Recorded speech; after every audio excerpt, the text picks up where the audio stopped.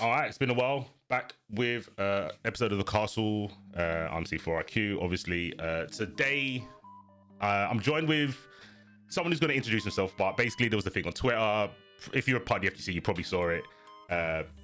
Logan has sent a couple of tweets. This wasn't the first one, but this one caught my eye.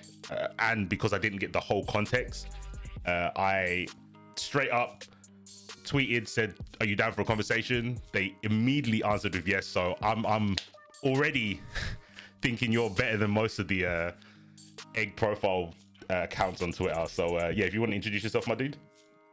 Yeah, my name's Answer. I think it's Answer AI, like spelled out on Twitter.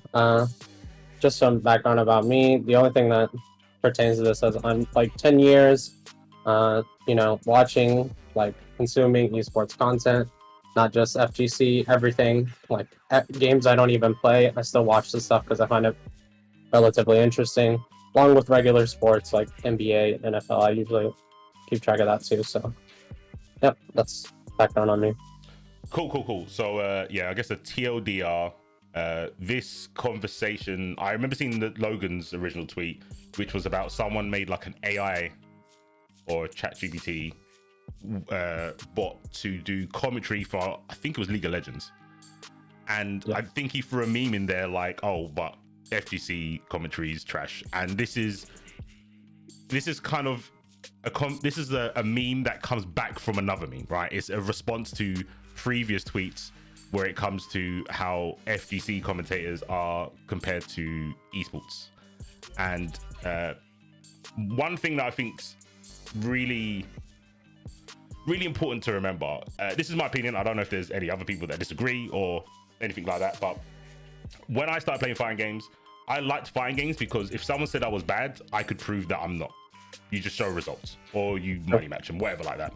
With commentary though, there isn't kind of like, there is like do's and don'ts, but when it comes to being good or not, you can't really argue the point because it's so opinion based. With that, I feel a commentator's worth is kind of tied down to people's perception, whether it be someone like you who just, replied to on Twitter, or someone on a Reddit comment or YouTube comment. They might be memeing, they might be being an arsehole and just, ragging on you for no reason. But at the end of the day, the commentators, their kind of value is from people that listen. Because you could be the best commentator, but if people listening don't like you, it's going to be very hard for TOs to go like, "Oh, well, we want you," even though you might turn people away from listening to the tournament. So this is why I kind of wanted to get your perspective and what made you want to reply to the tweet in the first place. Yeah, I think there's just some level of like, this always annoys me. I love FGC. I've been playing I played MVC3 for so long, MVC3 for so long. That was like my favorite game, and I still play games today. I still play Street Fighter 6, I still play Guilty Gear. Like, I still play a bunch of different games, and I still enjoy all that stuff. I love everything that comes with FGC, but there's just certain topics that I always get very irked by whenever I see it. And one of them is, there's this kind of like, FGC doesn't like to even like remotely dabble in esports, but sometimes I think esports has such an insane like product when it comes to pushing the things and getting more people involved. Like, ultimately, what I think a lot of what FGC people want is they want people to play their game with them. That's like the ultimate goal. And sometimes I think that there is this mindset that pushes so many people away that it always like bothers me whenever I see it. And one of them is anything esports is like bad, or it's wrong, or it looks bad, or something like that. Something in that tune usually. And anytime I see it, I'm always very quick to call it out because I think it's very counterintuitive what FGC should want. I understand. I'm gonna preface this right now. I don't know Logan enough to speak on behalf of him, so anything that's like a rebuttal to what you're saying isn't what I think Logan's saying. I'm gonna say what I think, because I can't. Other than I do believe the initial tweet was kind of like a meme, like like you said, like a tongue-in-cheek kind of like joke. Other than that, this is all my opinion. Logan's busy doing commentary stuff. If you want to know, I'm sure you can tweet him and he'll reply, because he seems to be on a replying rampage at the moment. So from my perspective, I remember when Street Fighter 4 was out, and the whole like, oh, esports are going to come to the FGC, they're going to give us loads of money so the players get kind of what they deserve, value wise, you know, for putting all the traveling, the effort. Yeah. But I do remember a phase where it's like, I think it's the idea of being too corporate, and we lose the grassroots part of the FGC, which we've kind of moved away from anyway. When I think of grassroots, it's more like arcade cabinets, and you are playing for like a Happy Meal. Like you're not playing for money, right? Devs weren't there back in the day to give that amount of money for the players that are good at the game. So when I think of grassroots, it's like, cool, grassroots is fun because there's less rules. You said about MVC free and the money matches is why I cared about fighting games. Like, when I saw people putting up mortgage amounts of money on a game that at the time looked hella random, hella unfair, then I found out that it is not random, but it's super unfair. I was like, that's crazy. That's crazy to me. And it was super hype. So, but that kind of environment, I don't think is something that can exist within esports, like the MVC free scene, for example. And that's what I was like, I don't want this.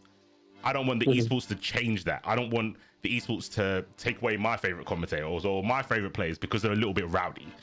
But then when I got into commentary and the games got more popular, stuff like Street Fighter 6, Strive, I'm like, well, actually, you know what? Players do deserve the money there. They do deserve more money for the traveling, the opportunity, the potential, because they're not always guaranteed to, you know, even break even with how far they're traveling. And the only way to do that is with esports. I don't think there's enough money from grassroots to do that. So I think that might be a reason that some people initially didn't want the whole esports to take over the FGC thing.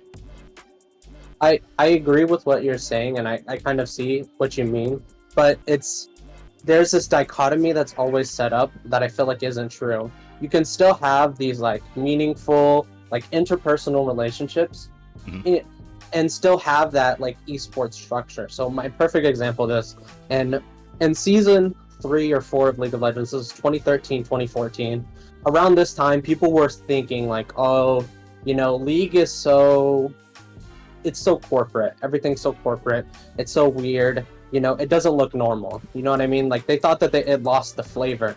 But there were actually very small grassroots scenes, and people were talking about the game. It wasn't the big tournaments. And that's the way it is now. Like, the EVO for League is called Worlds. And that is an insanely corporate tournament. It is, like, from front to back, there is massive production crews. Everything's huge. Everything's blown out. They go crazy on it, right? You know, it's sponsored by MasterCard, sponsored by Amazon, sponsored by every company that you can think of. So it's very, very clean and cut. But if you look at some of the lower leagues, it is not like that at all. And a lot of the lower leagues are closer to what you think of as grassroots.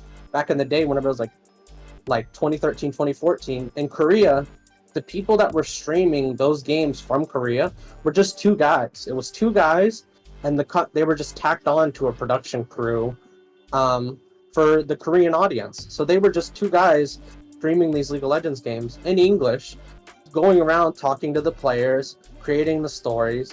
A lot of the biggest like stories that people remember from back in the day came from like 2 guys who were just talking about the games like being streamed. So you don't lose it, but I agree in some ways whenever it comes to big tournaments, you lose a little bit of that grassroots, but it's not like you're losing all the character from every single tournament, from every single game. That's not true. There's so much character to these leagues that are like less watched, and these are kind of like the leagues that people like enjoy the most. Like whenever it comes to China's league, like their casters aren't even on site. They're people that are just literally like calling into a Zoom call, just watching the match and then commentating over it, because they just don't have the money to bring them out to China to do all that. So, and the way it was for Korea for a long time was it was just people that were English speaking in Korea. Like they put out a casting call for anyone who was English speaking in Korea. Then they just brought them in. They didn't fly anyone out. They already lived there. So there's still this feeling, and I feel like some of the best stories from what I remember from League of Legends were these smaller tier like teams and these like lower players with these like lower production values and people talking about it, and there's so much character despite the fact that if you ask anyone when they think of esports, they're going to think of like League of Legends and like CS:GO. Yeah, in my head, I always see it as a case of the more rules, the bigger the reward. So I understand what you're saying when you've got like the lesser view tournaments, they've kind of got a little bit more freedom. But then, like you said, some people have to jump on a Zoom call because the tournament can't fly them over because there's not enough money behind it, right?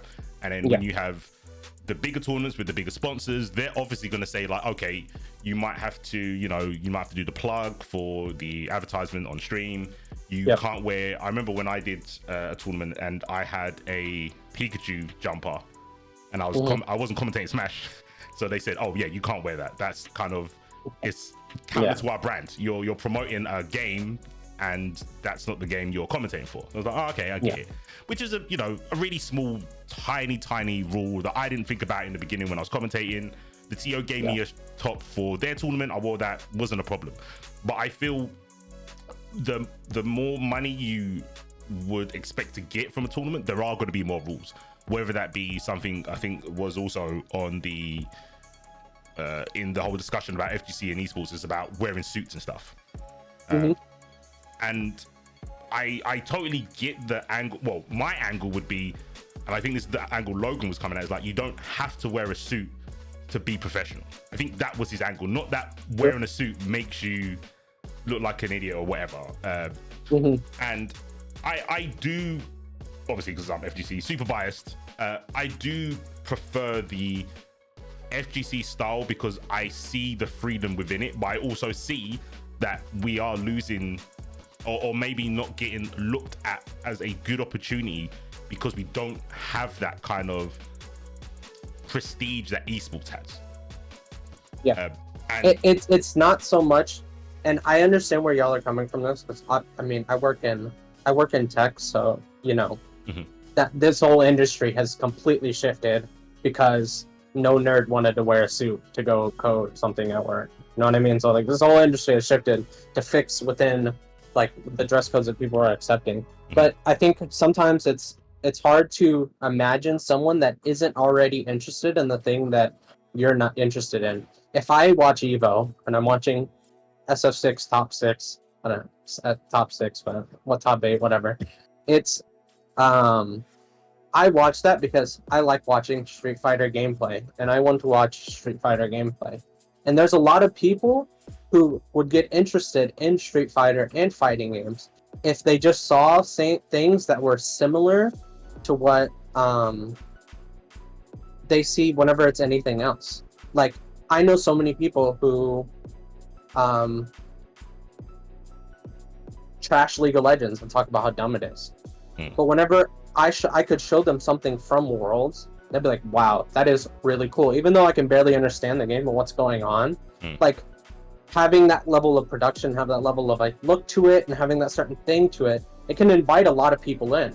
Because if I show, there's like a million hype videos that they've done for Worlds, literally just 5-minute segments, they focus on certain players' stories right before the matches, and they're very in-depth about their history and all that. It's not like boring, it's very hammy, and like it's a little like a little campy, but ultimately like it really does focus on the players. And whenever I show people that, like I get people who maybe haven't played League in like 7 years, they're like, wow, I need to see that match. Like I need to see what happens between these guys, because like that was so crazy, like just the idea of it is crazy. And there's so many things like that within FGC that I think are really cool and all that stuff, that I think if like there was just not as much friction whenever it comes to accepting like outside sponsors and stuff, that you could get so many more people to play Street Fighter 6 because they watch Evo, or to play Guilty Gear because they watch Evo. That's what like you want, and that's what League focuses on. Worlds exists is mainly the reason Riot owns all the leagues that play the game is because it's advertising for the game. They want people to watch Worlds and then say, man, I need to boot up League. I haven't played them forever. And I think there could be reached there by a lot of these, by the community of FGC, but there's just so much friction. Like, FGC sees it as like, everything's bad. We only want esports so we can get the money, and we want you to leave us alone, essentially. When I think there's still aspects of esports that are really good for FGC, but they're never accepted like as something that's okay. I think going off what you just said, I do want to talk about the conversation on the Twitter about the knowledge and stuff, like comparing the two. But just to pick up on what you just said about the part about the FGC kind of not wanting anyone to come in. Pre Guilty Gear Strive, I always had the perception that the FGC was the castaways, and they got to where they were without the big wigs, like the esports and the sponsors and stuff, like the really big sponsors. Maybe actually no, probably before Evo, when Sony jumped on, it was very much like these TOs are just regular people. They're people that you're gonna bump into on ranked at 9 p.m. On a Saturday night, right? They're just every other person, right? They were just people that had the initiative, the drive to, instead of, you know, complaining that online's trash or anything like that, our game's not big, they kind of got off their butt and did something. And I feel with the FGC, it's you can't not make comparisons with other esports, but sometimes I do think there is the biggest differential between the two is, I would say, some fighting games, not all of them, some fighting games are iconic, and that's not the same as like League of Legends being famous, where iconic is like, I can say to my granddad, like, oh, you've heard of Ryu and Ken, right? And he'll be like, yeah. Then I'll say, oh yeah, I'm gonna go watch Street Fighter 6. Like, there's a number 6. Like, the last time I heard was number 2. That is every Street Fighter, Mortal Kombat, Tekken. You can always ask a random person in the street about a character in one of those games. They'll know the character, but they won't know that people are playing for money or traveling across the world to play the new iteration of the game. So that's why I say it's iconic. Everyone knows Ryu, Ken, Scorpion, Sub-Zero, Kazuya. They might not know the name, but they know the character, right? Where League is just famous. Everyone knows, or like Fortnite, everyone knows they're getting mad money. They don't know like the sum, but they know it's like, yeah, you're getting money for playing that game. So when the two are compared, it's like fighting games had that legacy, but the legacy doesn't translate as well as the newer games, because they actually pull in people and money, where we have memories. We have memories before esports came into, as esports came an entity. There was competitive gaming, but it was like the FGC was too soon. And it made its own culture where it was, which a bit, you know, I've got a kid, I probably wouldn't let them go into an arcade until they're at least 18. Like that kind of vibe, where it's just like, don't throw that guy too much in ST, because you know what, something might happen, for example, right? So I think the starting blocks for the two scenes are very different, but obviously they are in a whole part of gaming. I just think because the FGC is the niche, even though more people, not even like casuals, not people that watch streams, but more people on the planet will probably know characters in a fighting game than a League of Legends game or a Valorant game or a CSGO player or anything like that. It just doesn't translate where the esports has that. I don't want that to take away from the point you made, but I think it's important to remember that we have, I'm going to call it baggage, which sounds a bit bad, but the FGC does have a lot of baggage. I feel where from what they came from, they did it on their own. They have kind of, you know, they've taken opportunities, then they've kind of been screwed over or thrown it back in their people's faces. I'm not going to say that we're squeaky clean in the scene, right? But it feels like most people don't want it to turn corporate, quote unquote. I can't think of a better word. And they want it to be like the arcade feel, which I would say, like what you're saying, doesn't appeal to the majority of people. Esports does appeal to the majority of people. Esports would if I was going to show my mum, I'd rather show the esports side than the MVC free side. Do you know what I mean? Yeah, absolutely. Yeah, and this was kind of my point that I went on with it. Mm-hmm.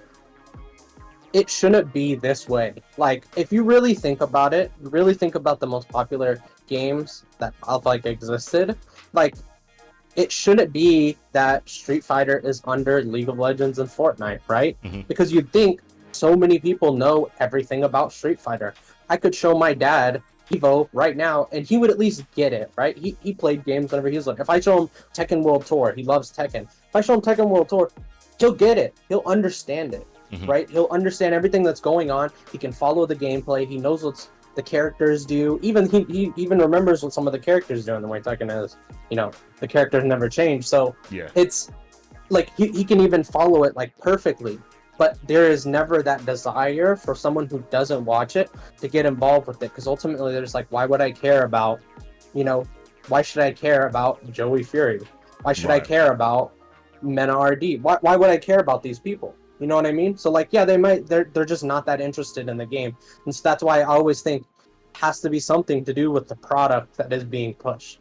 And I understand partially that is because FGC was definitely one of the first to... They dabbled in the streaming stuff really, really, really early. So the standard was never really set for what's to be expected. Whereas on the more esports side of things, for a while, CSGO was kind of the Wild West. They did stuff kind of similar to FGC. And then League of Legends came along, and they were like, this is what a professional broadcast looks like. And from that point on, CSGO was like lockstep with League of Legends. Like, they were never dabbling in that FGC lower level product. They were never messing with that again. And their numbers climbed for it. More people got involved in CSGO because they saw the tournaments, they understood what was going on, and they were like, wow, this like is what I expected. And that's really what I mean whenever I talk about it, is like, FGC on paper should be significantly more popular than League of Legends or CSGO or Valorant. Like, it just should be, because so many people know about it, but just so many people care to actually watch it. Like, there's not that amount of interest in it as there are for the other like esports games. There's still a lot, but it's just not to the same degree. Just to like bookend this part of the conversation, I've got no data to back this up, but in my head, with fighting games compared to like CSGO, League of Legends, I still watch Smite, which is basically like League of Legends in first person. The appeal for me, and probably everyone else who still plays fighting games like competitively, is the fact that you don't rely on anyone else. But the drawback of that is, when you lose, it hurts way more because you've got no one to blame but yourself. And I think that's a very big part of, when I think of all the big esports, they're normally team-based. Not all of them, obviously, but most of them are team-based. And when you're, practicing on your own, I know you can obviously practice with other people, right? You can have a group of people and train up. But when it comes down to it, when the wheels hit the road and you're in a tournament, your friends can talk to you, but they can't take control for you. So if you do end up losing, it's way more painful. You can't vent your frustration out on a teammate or rely on someone to pick up the weight. And I feel that might be a part of why people maybe watch it. They like all the pretty colors. I know a lot of people love Marvel when they've never played it.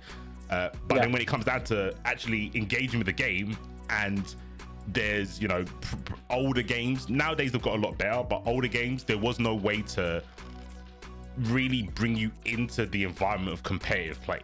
Like, they'll show you a B&B, but if you want to know about guard breaks, you have to be in the right Discord server or the right forums. You have to know the right people. There was no way to learn that. You would get hit by it, and then your opponent might tell you, or you might just think you just got hit. You wouldn't know that there's a mechanic in the game that if you get hit twice in the air, you can't block the second time. Like, that's not in the manual. That's not in the game tutorial. Do you know what I mean? So I do think there's you kind of, I always meme about it, but I think it's true. You need a bit of an ego to be a fighting game player, because otherwise you'll just crumble and go cry in a corner every time you lost, right? You just throw your disc out into the sun because you'll just get so frustrated. But what I really did want to talk to you about was the conversation you had about knowledge, and I think that's kind of where it kind of went a bit off the rails, and that's where I couldn't track it anymore. So do you want to give like a little bit of a pretext to that, and then your point to what was said about the commentators from esports and the FGC kind of having that kind of knowledge base on the game? About knowledge. Now, are you talking about whenever I said something to the tune of like, oh, you know, FGC are really good whenever it comes to game knowledge, but I think that they're less good whenever it comes to like player knowledge? Is that what you meant? I think that's what. Oh yeah, sorry, that might have been what it was. Not knowledge on the game, but was it knowledge on the scene? I think you was talking about. Yeah. Right. Yeah. Okay. Cool. Yeah. And I think a lot of it's not like bad. Like it's not like they're bad. It's just it's usually never good. It's never communicated to the audience in the same way. But whenever I think of like all of the broadcasts that I've watched throughout the years, FGC, they're really good at breaking down the game knowledge. If I'm just looking at the broadcast, I'm sure y'all guys know way more than I would ever know about all the stuff that goes on behind your scene. Mm-hmm. I go to tournaments sporadically. Maybe I'll go to like 2 majors every year. Mm-hmm. Hopefully, like that's the max that I ever get down to. So it's not like I'm like super know everybody, you know, I just show up, play a couple games, donate my money to the pot, and then I leave. But essentially, like if I watch a broadcast, they'll go on the match and they'll break everything that's going on, and they'll explain everything. But there's very little of like that human element in the broadcast whenever it comes to the player, which I think League specifically and Valorant are really, really good at. Is they're really like, here, I will get you invested in this player. Like just last night, there was a final, and the whole broadcast was like, get invested in this player. They're not doing it to like mess with you, or you know, it's not like there's like an agenda, but this player had such an amazing story that you would want to root for him. Like he won Worlds whenever he was like the start of his career. He never made it back to Worlds until this tournament, and he's going to the finals in that tournament. And they're like, get invested in this player. Look at his history. Look at everything that he's done. But even though they're like, look at this player, they're also like, look at this player on the enemy team. He was a fan of this player, like something like that. Like they break down that so well, and there's so much knowledge from these people. Even whenever it was just like lower production values, even whenever it was just those 2 guys in Korea, they could tell you about a lot of the stuff that the players were going through behind the scenes. They say, this is this guy's first game. He did X, Y, Z. They could break down all of that stuff, and they really got you invested in who they were as players. Whereas if I watch Evo Top 6, I think I watched a little bit of it outside of that. I didn't watch the full thing because I feel like that's like the normal. But I watched Top 6. There was like never a moment where someone was like, care about this guy, right? Like I'd seen MinRD before. He's sick. I watched him play. He's a sick player. But there was never that moment. The really only human element that we ever got out of that was that Angry Bird and MinRD were like friends. And there's not really that like level of human element sometimes whenever it comes to FGC broadcasts, and I think that gets people really invested in the players. Okay, that's a fair enough point. I've always had kind of conversations between like FGC and non-FGC, whether it be playing the game, watching the game, all that sort of stuff. And I always find it hard because I can't not know something once I've learned it. So for example, when I played fighting games when I was a kid, all I knew is, just press the buttons harder, you might get hit and you might win, right? But then when you learn about frame data, it changes everything. You can still get fun, but it's a whole different emotion you get, or a whole different emotion you have to find in playing fighting games. Because when I block a DP now, I know about frame data, I know I'm meant to do something. Where before, I didn't know what a punish was. Like, I know what the word is, but I didn't know what it meant in the context. And I think the same can be said for what you're talking about with top 6. So I was at EVO, I didn't do a top 6. But if I'm watching a stream, as someone who's like highly invested in fighting games, there's going to be a lot of information that doesn't need to be told to me, but it does need to be told to other people. And I get what you're saying. So again, I can only speak from my point of view. When I went to EVO, I made it my goal was to represent my region. That's pretty much all I ever do when I commentate. So I'll know all the people at Evo that are from the EU. Yeah. And I will tell you how many tournaments they've entered, this is their first time, what characters they play, because I like the back and forth. I like a natural back and forth. Do you watch X-Men by any chance? The old X-Men? No. Okay, real quick. The old X-Men, the cartoon, the first one, introduced a new character called Jubilee. And she was brand new. She wasn't in the comics. When Jubilee, the first 10 episodes, I remember watching thinking, who's this character? She's asking who Wolverine is. Like, everyone knows who, you know who Wolverine is. Everyone knows who Wolverine is. Yeah. And I didn't get it. I was like, X-Men is so old. Why do you have a character asking these dumb questions that I already know? It's for the people that didn't know. And that's what I try to do in my commentary. I want to be able to ask my co-commentator that's from NA about a player. If we both know the player, we might give less information because it's kind of like common knowledge. But again, I can't speak about everyone else's commentary. That's my goal. I actually don't want to know everything because I think my strength in commentary is being able to answer, is being the Jubilee. I want to ask the questions that you might not think to, or points that you might not bring up because you think everyone knows it because only fighting game players watch fighting games. I don't want to be like that kind of commentator. With the top 6, again, I'll have to watch back and try and look at it through the lens of someone like yourself or someone who doesn't know the player's growth because they didn't watch prior tournaments. I can't, it's very hard for me to watch commentary in that way because I wouldn't be paying attention the way I normally would, right? But that well and truly could be a thing. I'll have to watch it back, to be honest. This is I think it's like normal. It's normal, especially in league broadcasts, to like hammer home the same thing tournament after tournament after tournament after tournament. Even if the narrative is like normal, like this narrative that it also helps like play it out because obviously it gets people invested that like didn't know about it, but it also I'll use that player as an example, the one that won last night. It was like the lineup that he was on was essentially like there's no way they lose. Like it was just like this is like a super team, but they're struggling. And every time that you'd watch the broadcast, it would be the same thing being reiterated. You know, this team is struggling, but they're all super players. They shouldn't be struggling. They should be going crazy, but it's not working out. And every single stage they're playing at Worlds, they keep reiterating. And so if I'm watching all of this, they keep repeating it, but you know, it doesn't bother me. But if someone doesn't know, they're like, oh, okay, I understand. And then whenever that big narrative moment does pay off, whenever they beat someone that they weren't expected to beat, they're like, wow, this team's finally, you know, it picks up on the narrative. Now it's like a snowball. It's like a small snowball that you were rolling along the hill for like 4 months.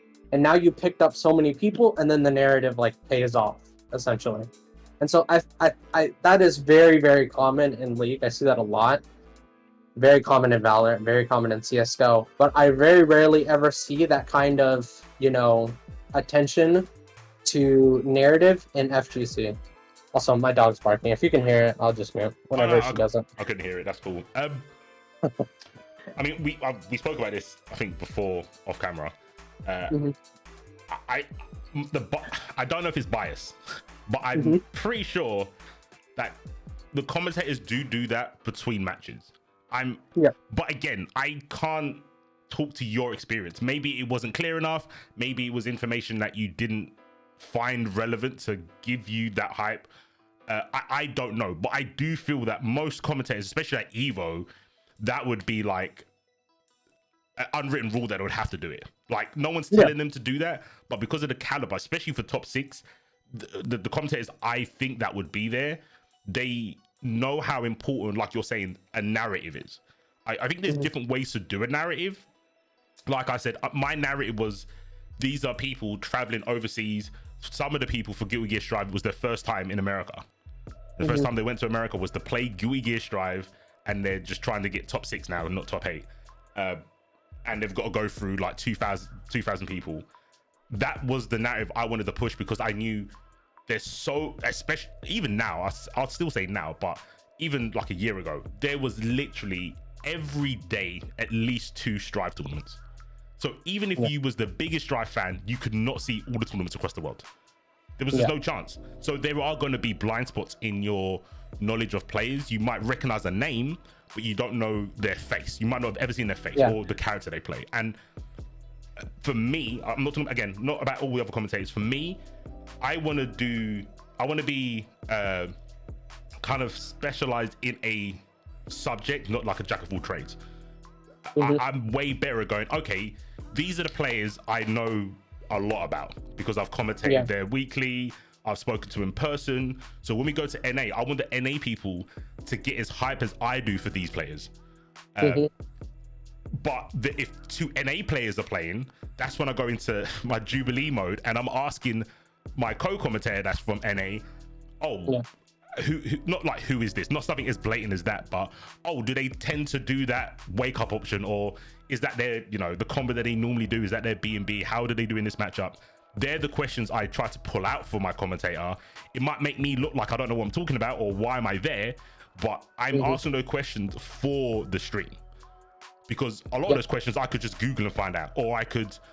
I feel I'm good enough to watch enough of a player in a couple of matches and kind of get an idea of what they go for, what they look for, their play style, blah, blah, blah, blah, blah. But it's more for the audience.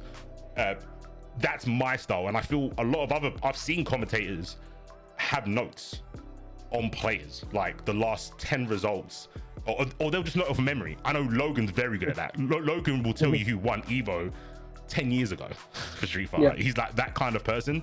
But again, I think everyone has different ways, but from your perspective, only one of those ways penetrates into your mind to get you hype. And I guess that is kind of, there's not a set way to do the commentary. Where I, again, might be my bias, I feel with esports, there is a set way to do the commentary to a degree. Maybe there's more of a stricter way in esports to do it than with fighting games, where fighting games are a little bit more flexible in the way they stern the narrative. I don't know if you would agree with that. I agree in some ways, but I also think this is something that Logan did and a lot of other commentators came in, is whenever I say like the narrative, I don't mean necessarily like who won this tournament, because that's not a narrative, that's a stat. You know what I mean? This player won the last 3 tournaments. That's not a narrative. That's just a stat. He just won the 3 tournaments. You know what I mean? True. So it's sometimes I feel like there's like that melding that stats and narrative are similar. They're not really. Stats can help you tell a narrative, but the narrative ultimately has to be built from the player. So I can give you examples. My examples in my head are obviously, because World's going on, my examples are mainly going to be surrounded around that because they're the first that come up on my brain. But there's stuff like this, like where there was like a player who was homeless playing in like an internet cafe, and this dude had like food and he didn't eat it, and he like took the food from the dude and ate it. And then I was like, oh wait, but that guy actually went on to become the GOAT, and this guy also went on to become a GOAT too. So it's like, what a funny interaction. And the dude just told the story about it. He thought it was funny that like this small interaction he had with someone who he knew absolutely nothing about, and they ended up both being like some of the greatest players in their position. And the one dude was like rich, and the other dude was homeless, living in an internet cafe. And that's a narrative to me, but it has nothing to do with actually playing the game or doing anything. That's just a narrative from the scene. Someone talked to someone and someone gave up a story. You know what I mean? Like that. And I know there's a million stories like that within FGC, but sometimes it does happen. I'm trying to think of ones that happen in Second World Tour. I know it does happen a lot. It just doesn't happen to the same degree that would get me invested in someone. Like if I hear someone say, this guy won the last 3 tournaments, this other guy didn't win the last 3 tournaments, the only investment I have is like, I kind of want to see the underdog win. Other than that, I don't really have an investment for anything about these players. The only investment I have is this guy won, this guy didn't. I kind of want to see the guy who doesn't win one. You know what I mean? There's not like that. There's not like this greater thing going on about the player and their history and all that. So sometimes I think there is that melding of like stats and narrative. I don't think they're the same thing. I agree. I 100% agree. I think, like you said, I think stats can frame a narrative. If your narrative is about the two players, that's kind of like the WWE sort of narrative. Like this person's won more than this person, so this is the underdog. That the narrative is the underdog part, but you get that from the stats. I agree with that. Yeah. From what you're talking about, an example that I've done is, I remember there was a tournament with a player called Skill, not this Evo, I think it was one before, where their plane got delayed. So they caught a later plane, they got there just in time for their pools. I remember on commentary being like, Skill's plane came, he had like trouble with the airport, they wouldn't let him on. He got here at like 3 a.m. in the morning, plus the time zone. He's gonna have insane jet lag. Not making excuses for him if he loses. To me, that is a narrative, because it makes the stakes higher because he's traveled so far and he's fighting under like a lot of pressure, like tiredness. But I didn't want to spin it to be like, oh, if he loses, that's why. So you kind of got to be careful, but I understand that's the kind of narrative where you want to find out about the people. And there's a lot of times where I might know something from like a podcast that I've heard, or if I've watched that player stream before. For me, Lost Soul comes to mind. Like Lost Soul, the story behind his name is insane. Like it's crazy. It's like an anime episode. It's like an episode from an anime. Like an origin story of like Naruto or something like that. But I've never heard this. I've not had enough time to say it on commentary. Someone did a podcast and asked him like, oh, where'd you get your name from? It was like 20 minutes of him telling the story. It's got like real life stuff and it's very personal. So I always think like, it's not my place to tell this super godlike story, because to me, if you heard his story, you would have to root for him. You'd have to. But again, like I said, there's not always enough time on commentary. To me, sometimes a little bit personal. So I think you do have to be a bit careful with the narrative that you're talking about, which is important. You want the person to be invested in the player, not just watching the game. I totally understand that. And I think that's why you have, like, I don't know, in the NBA is like the perfect example. Like, if you go into any NBA community, like on Twitter, on Reddit, whatever, you'll find out very quickly that like none of these people play basketball. Like, just straight up never play basketball ever. But the stories behind the players and everything they got going on with them are so extravagant that you're like, wow, I really want to see what happens then. Right. You know what I mean? And you can have a product that people don't even care about the game. They just want to see the narratives like play out like the way that they do. A good example is like Giannis. He was like I don't know if you know this story, but he was like he would send all of his money to, he's an immigrant from Greece. He would send all of his money to his family in Greece, and he one day he like sent all of his money but forgot to keep any to take a cab to actually show up to the game. So on the side of the road, he was just running down with like his basketball gear trying to get to the stadium. And a family pulled up and are like, hey, aren't you this guy playing in the game tonight? He's like, yeah, I am. He's like, do you want to ride? And the people like got him to the stadium. And it's stuff like that like gets people so invested. But it's just like, it has nothing to do with the game. And like you'll experience some of this community, but these people really don't really play the game. They just kind of like watch it. And in some ways it's bad, because then you like people don't really understand what's going on. But in a lot of ways, you'll get a lot, like I'm sure millions of Americans have played basketball because of narratives they've heard watching basketball. Like that got them so invested. Like people heard of Michael Jordan, and even though they didn't play the game, they were like, what a crazy story, everything to do with his life. In fact, he was kicked off his team as like a freshman. Like, that's crazy. I kind of want to play basketball. And that they have no other reason to play basketball other than like they see someone else who has a crazy story behind them. And that's like all it really takes. So, and I think there's that disrespect that like there's this kind of like, oh, you're a normie because you care about this stuff. Like, and yeah, you're gonna get a lot of normies who don't understand your game come flooding in, but there will be a lot of people that would never have tried your game if they didn't see something like that like displayed to them. And so that's just the way I feel. And I feel like sometimes, like, especially when I see it on Twitter, whenever I see Logan talk about some of these topics, it definitely feels like we're like the understanding of why esports is popular is not there, and why sports in general are popular is just not really there. So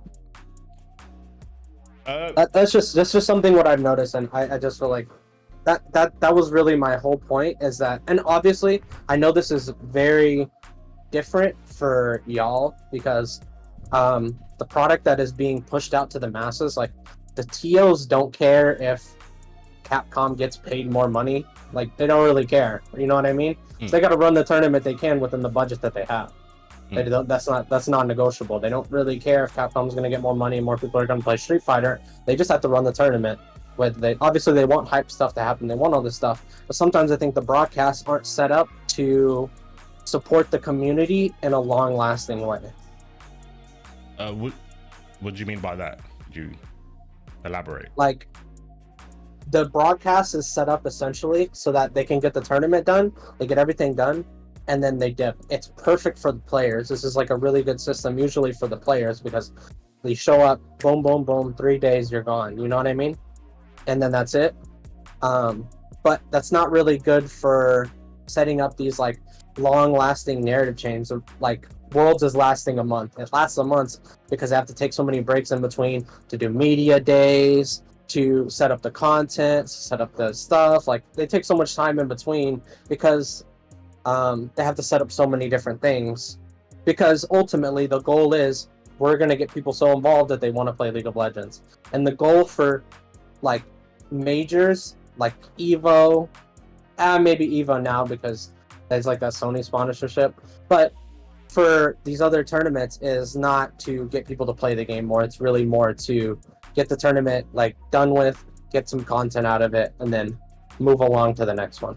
And I think sometimes it's kind of like missed a little bit. I think that might be where the divide is, because I don't do production. I would probably say I'll do a disservice trying to defend them, but I honestly don't believe from the tournaments I've gone to that is that is not how they work. They don't work. I know it would look like that from the outside. It 100% looks like it's kind of like a pop-up shop. They want to try and sell as much as they can before they have to go. I can see how that it could look like that, but especially stuff like UFA, Combo Breaker, where they've been established for like 5+ years in one area, they have to impress not just the people coming in. They've got to impress, like you said, like developers to support them next year because they're very rarely making a profit. They've got to impress the venue owners, because the venue owners, if you think about it, if you say, oh, I'm running fighting games, what's the, you know, how many are we looking at? You could have any other event and it'll probably bring in more people. Have a music concert or something like that. So for them to pick fighting games is kind of like a risk for the venue owner. So the TO for the fighting game has to put in so much work to impress them. So I think as a, I guess a consumer, right? If you're like a casual consumer of fighting games, you go to a tournament, you know, like you're saying, some people just go there, have a laugh, look at all the stalls, see their favorite player in real life, go 0-2, and then go about their day, right? It does just look like, oh, they'll do the same thing next year. They'll do just enough to keep it going. I don't think that's the case. But again, I can't do justice, but I think that might be the perception where Logan and the other commentators, because I think I saw I can't remember, there was another commentator that kind of Ringe. Oh, I didn't see the Ringe one. I saw what the fuck his name? Vicious. I saw Vicious. Vicious did it too. And I think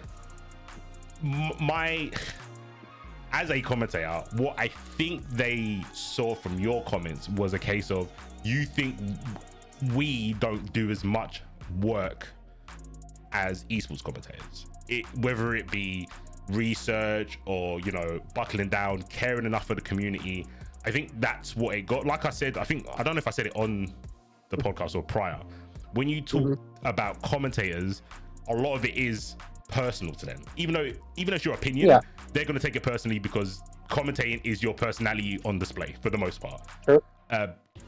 So I think you guys, this is like the TLDR rage commentator version of what they might have seen with your message. You FTC commentators don't work as hard as esports commentators. Stop memeing them, basically, right? Yeah, I get where that's coming from, like completely, and I expected, honestly, like to be honest, whenever I sent that stuff, like I feel pretty confident in what I said, but it was more like there's no way to give me enough caveats to make this sound like I'm not just like saying that you guys are bad. But and the caveats that I did give, like Logan, like were like, oh, so we're just stupid. Like I said something like the tune of like, obviously like esports commentary is better, but it's also partially to do with the infrastructure. The infrastructure is not really set up so that commentators can provide the kind of commentary that would bring a lot of people in. The infrastructure just doesn't really exist in that way. For like a 3-day tournament, it's really hard to, I'm sure it's really hard to, as the things are going on, it's like a 2,000 person tournament. How are you supposed to keep track of every single narrative that's like going on between, you know, literally hundreds of different competitors? Like that's it's very difficult. Like I completely understand that. And whenever you compare it to esports, it's like what, 10 teams, 12 teams, what is that, 60 people, you got to keep track of 60 narratives. Like you'll be fine. So it's like the infrastructure is there too, but whenever I would say that, Logan was like, oh, so obviously esports or FGC is just too chaotic for us to do our job, right? And that's like, that's not what I said. I definitely was like, I'm trying to like, I can empathize with the position. Ultimately what I said, like what I feel confident saying was, I feel like the esports commentary product is better than the FGC product. I just feel that way.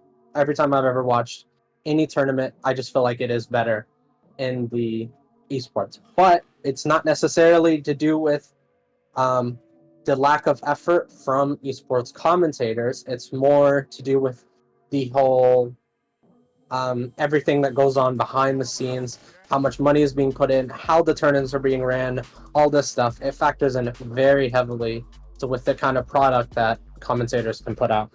So I don't think it's like bad, and I don't even think it's like significantly worse. I think that it's just, there's some things that like there's just no way you can contend with. Like it's way easier to find these like small narratives about players and their lives whenever you can just have a dinner with them. You know what I mean?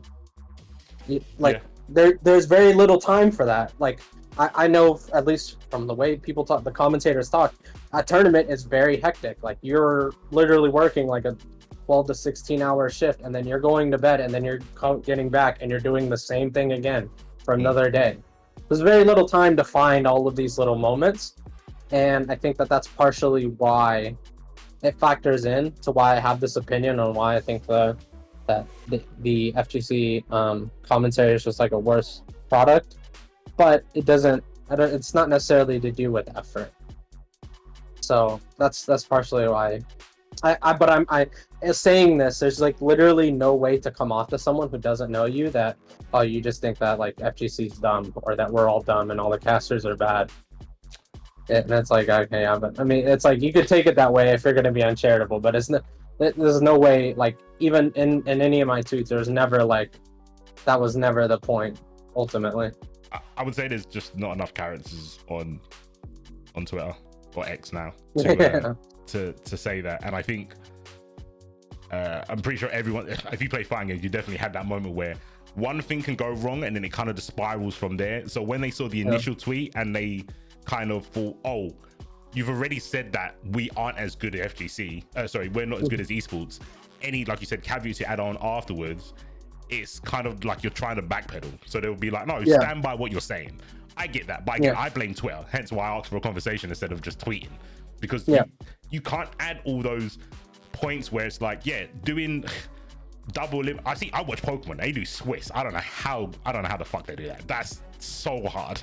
That must be insane. Obviously the like the tournament runners can pinpoint matches a lot easier because it's, you know what's going to happen, right? If it's Swiss, you know eventually this person has to play this person, and then you just time the blocks. I think there's more people, so it's a lot harder to time it, because Pokemon games can last 2 minutes to 20 minutes. So there's a lot of variables in that way, but the structure is a little bit more, you can prepare a little bit more with Swiss. Double elimination, anything can happen. The person that you thought, the person you seeded, you thought you was going to have in, you know, their winners finals for their pools, could have got smoked and gone into losers. Then you have to think, oh, okay, well, do we put that person's losers match when we only really do winners at this late in the tournament. And like you said, it's hard to, other than the top players, because you would just know them if you're a commentator for that game. You kind of just get to know players through watching the game. But you can't have information on everyone. Especially the big tournaments, maybe like locals or online stuff where they're regular, like a weekly, fair enough. But if it's like a major, quote unquote, there's gonna be players that 5 people in the crowd cheering for them because they come from like a region that doesn't have a big scene will know about, and no one else will know about them. For me, sometimes that is the narrative. The narrative is, who is this person? Who is this underdog? Or where do they come from? They're beating the players that everyone knows of. But I think the point of the format, I would say more than anything, more than like the money and production, makes it a little bit more challenging to be able to narrow down a narrative.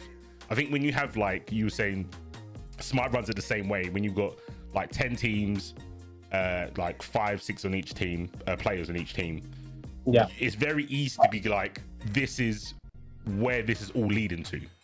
With the double elimination, you can't always do that. Some people go to Evo, they're predicted to win, and they'll go out before top 8. So yeah, I think it's a little bit trickier. Like, but that's obviously what you're saying. But I think it was kind of maybe too late, or like a backpedal to say it then. I don't think anyone would disagree that the environment to show your effort is different in esports and FGC. I think there is the pool of players is so large for fighting games, and they're all individuals. It's not like, oh, I know 4 members of that team, and then you can kind of work with that. If you don't know this player, you just straight up don't know this player, and you're gathering information on the spot. You're looking at how much delay they put in their staggers, what they do on wake up, to what music they pick. People make memes about like, oh, that's the track he picked, he must be a DJ or something like that.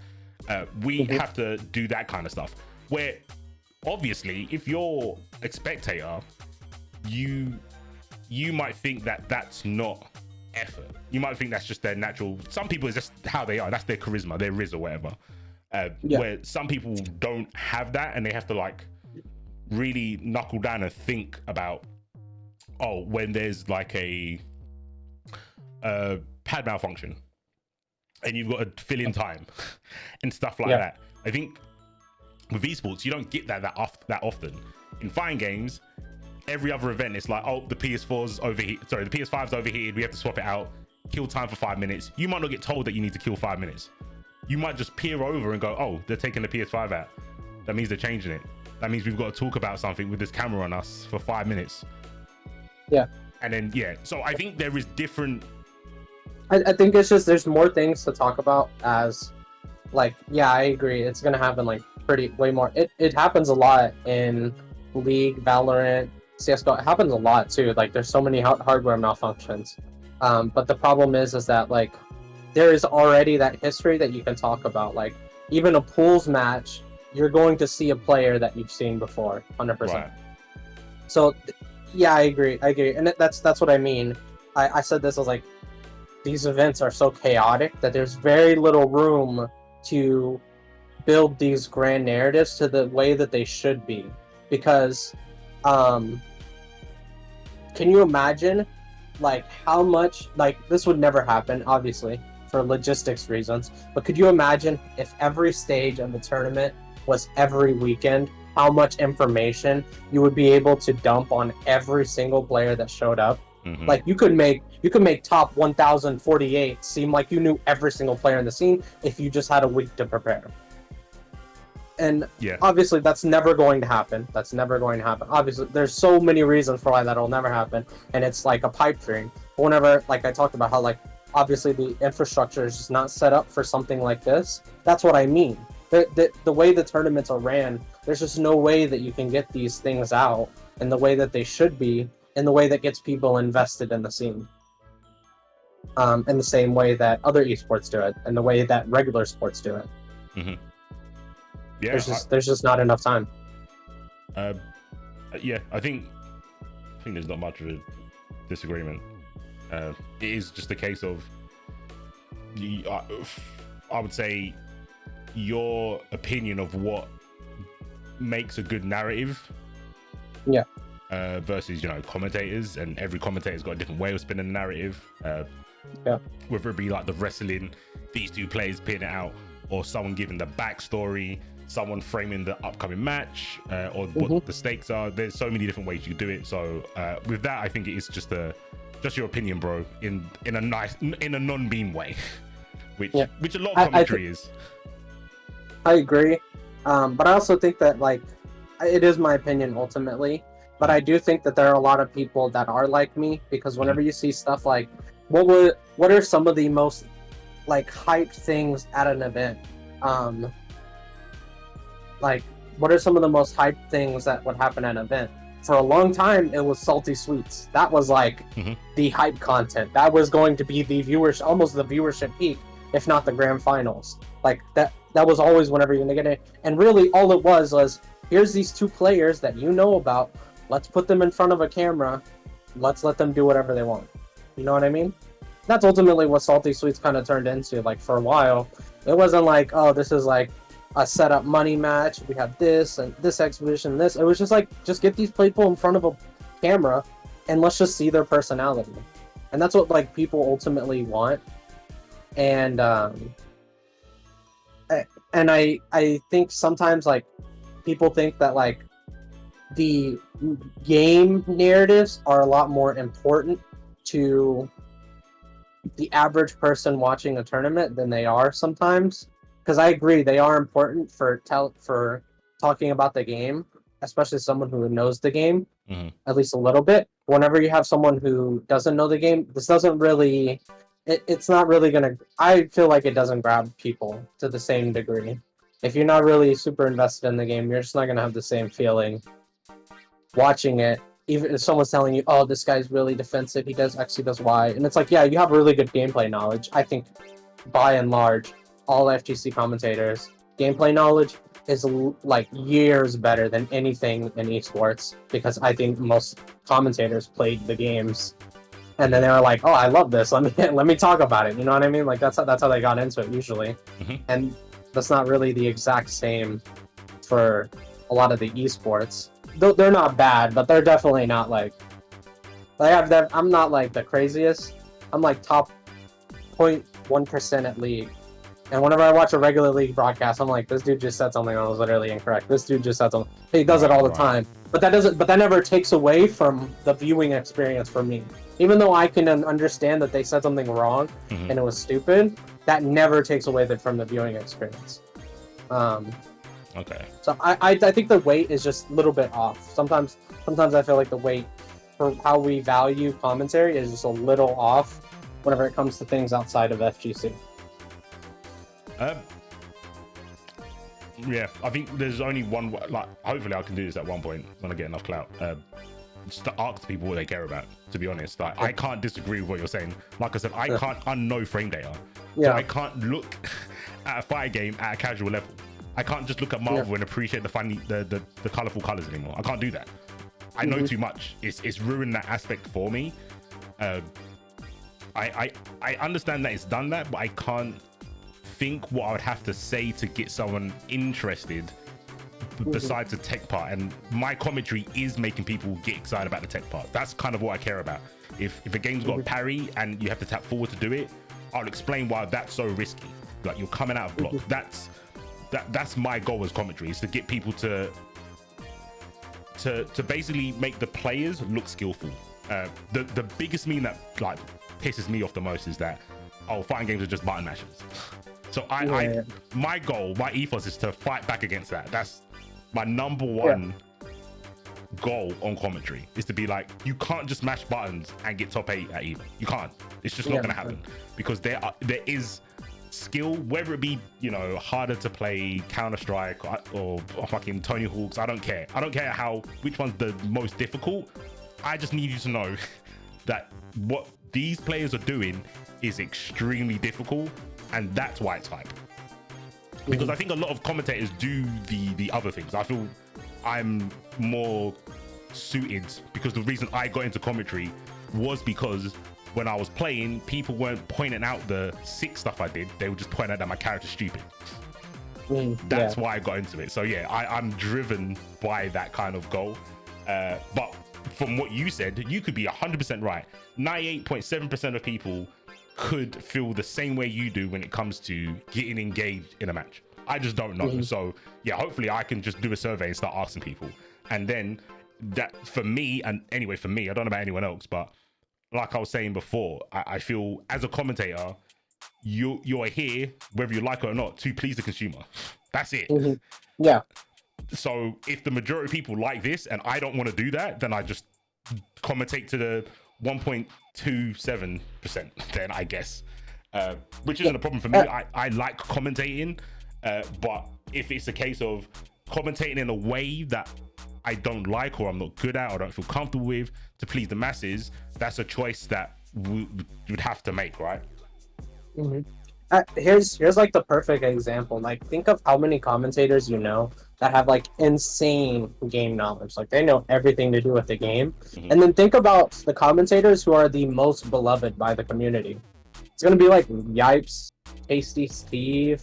Like, these guys are like massive. People love these people, and it's not like they're dumb. They know a lot about the game. They know a lot. Like, Yipes knows way too much about like MVC3. Like, that's great. He has good knowledge, but whenever he's on commentary, the things he's just like talking. He's just getting hyped, and he's like trying to get people behind the screen hyped too. So like, I think, and ultimately, I feel like a lot of people want that. They do like Yipes, they do like KCC, but they like them, like, not because they don't want to hear anything about the game, but because more people can get involved in something whenever it's to the lowest common denominator. And the person who's at the highest of this game knowledge doesn't necessarily feel slighted when their commentator doesn't know everything perfectly. You know what I mean?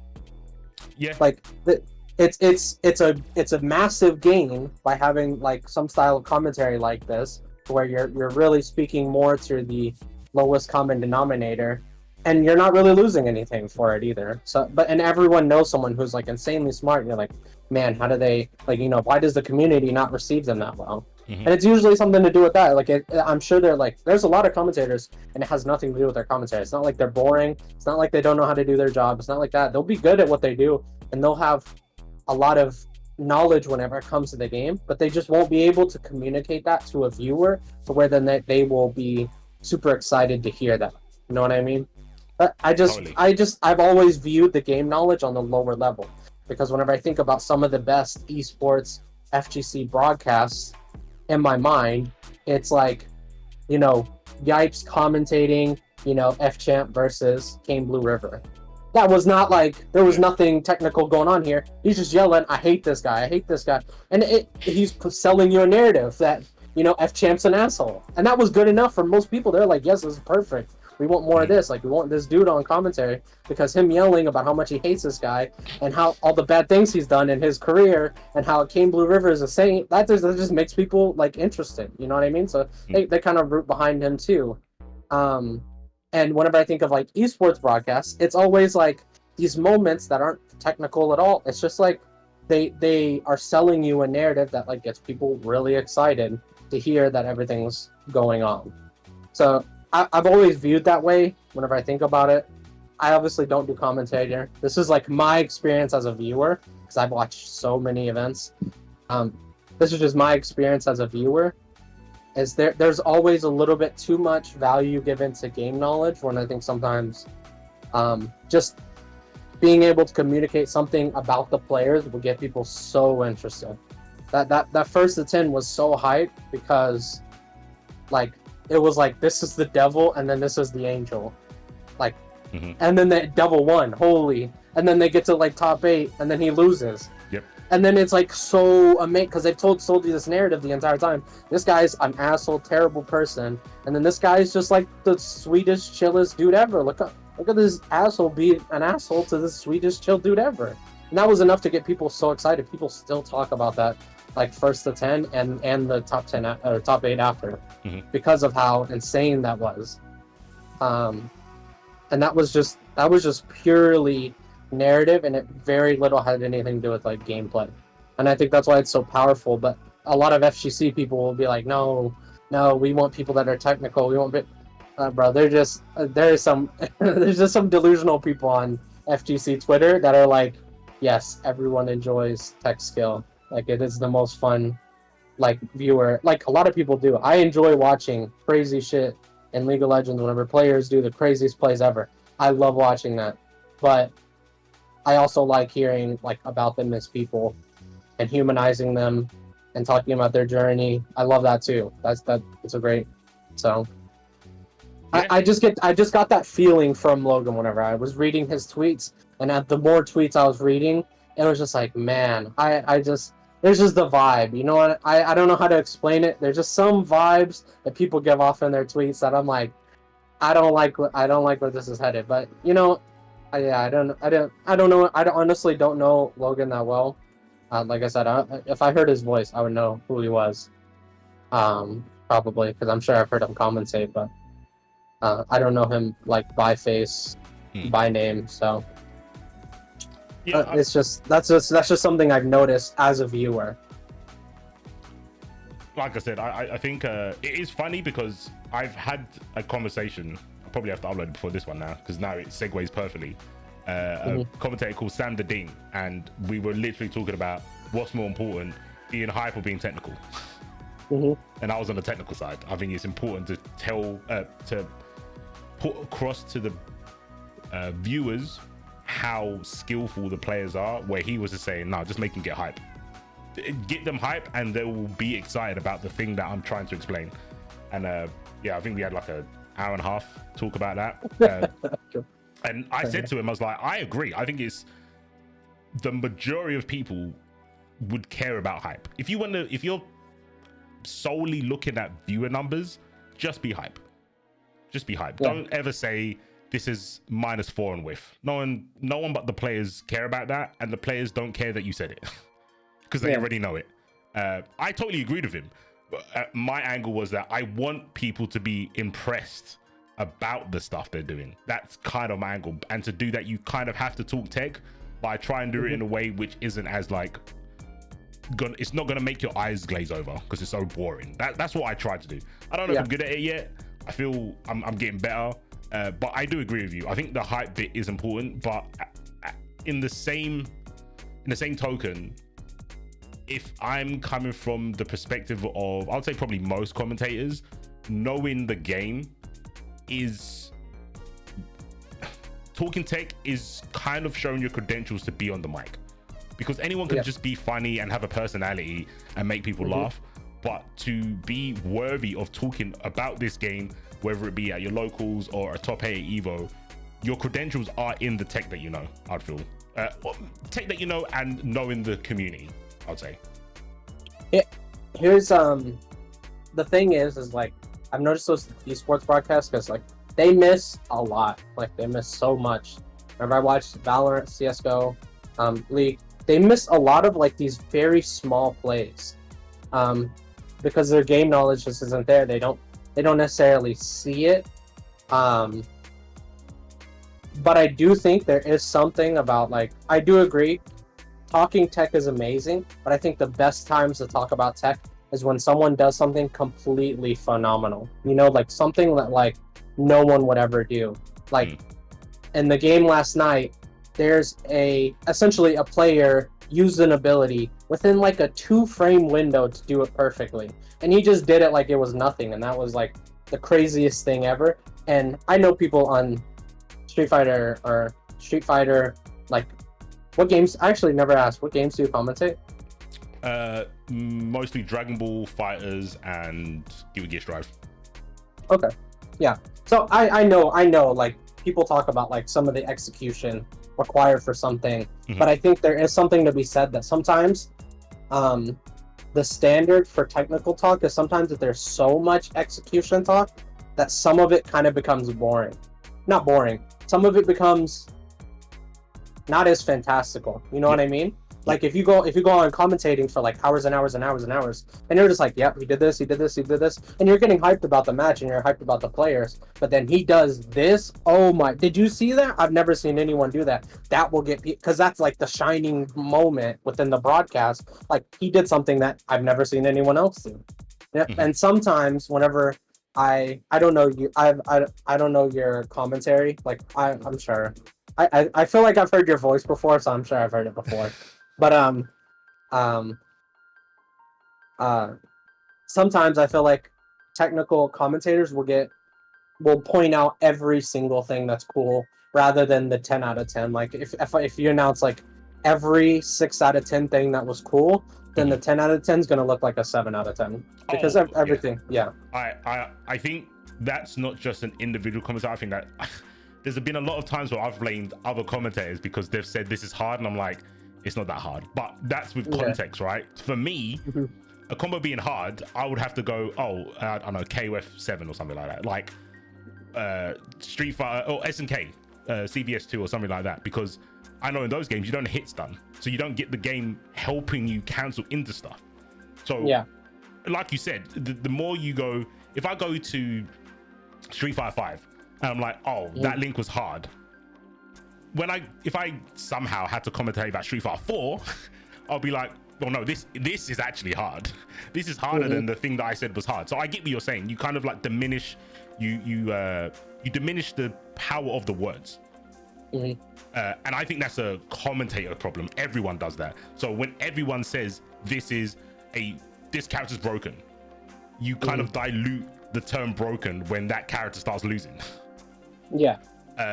So I agree with you. And whenever every character is broken, it's going to feel like nobody's broken. Exactly. Like nobody's doing anything special. So it's really hard to pinpoint when cool things are happening, because it's like, well, you just said that this character. How am I supposed to know which one actually matters? I don't know. There's no like frame. There's no difference. To me, I just hear the word broken and I think, wow, that's a 10 out of 10. Yeah. So I agree with, like, I think wording is something I'm trying to work on a lot, where I'm trying to be very specific with the language I use or the phrases, or not to overuse phrases. And if I do overuse it, I use it for the same reason. So if I say JP's broken, I will not say Ken's broken, because then that diminishes what I'm saying about JP. For example, I'll say Ken's overpowered. I'll use a different word so they are distinguished.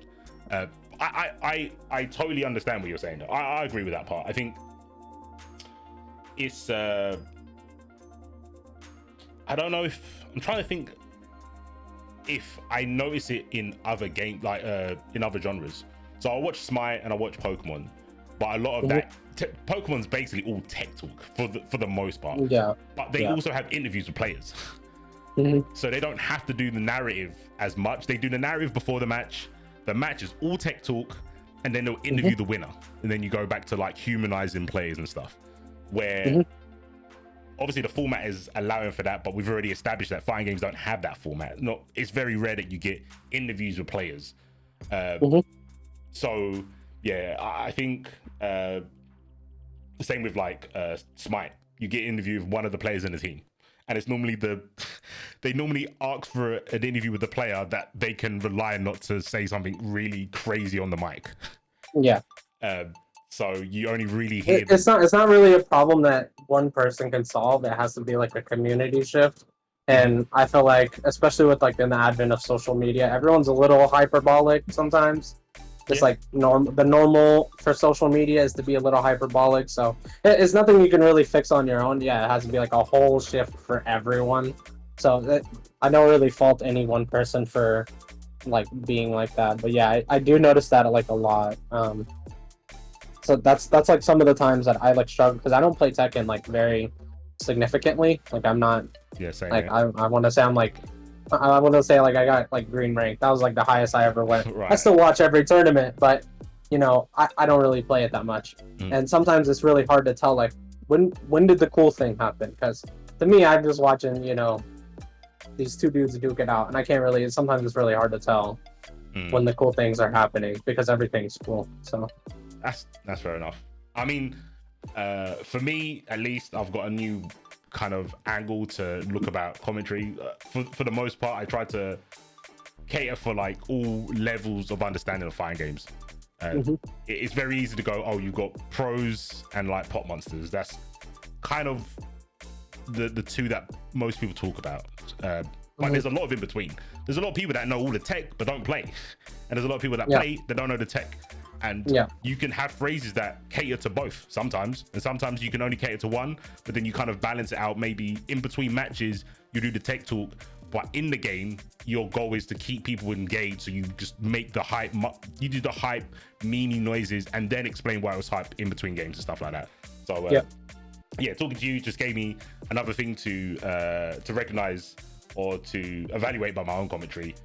Hopefully, I mean, I'm not sure you and Logan aren't going to kiss and make up, but you never know. Probably not. He might listen to this and then maybe, you know, understand a bit with a bit more clarity what you're saying. Like I said, Twitter, X is the worst place to have discussions with a context or depth. It's just shit. It's just so bad. It's the worst place to have discussions, but it's also seemingly the place where people post the hottest takes for the most discussion. So it's like, what are you supposed to, people just put out one line and it's like, everyone's dumb, I hate everyone, this game sucks. And then you're like, well, let me break down why that, and that's like 140 characters. Like, chill out, little bro. Like, he said what he said, but you can't really respond on it.